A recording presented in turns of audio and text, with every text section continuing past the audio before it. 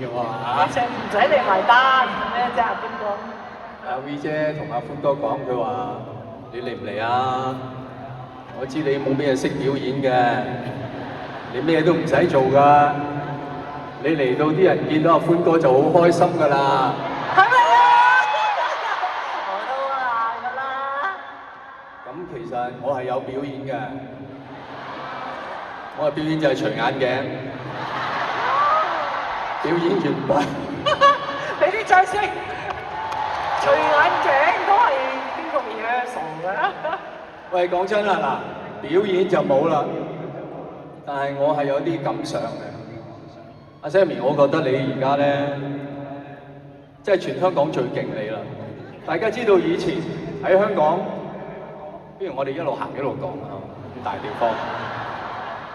以前喺香港最威水嗰個就係紅館開演唱會，而家最威水嘅嚟啟德開演唱會。但係只有佢先可以有資格同大家講喺啟德開演唱會算係咩？你有冇喺啟德開過答謝會？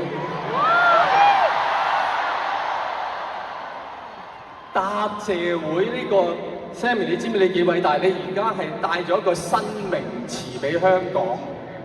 呢幾日香港咧係多咗兩個會，第一個咧就係叫做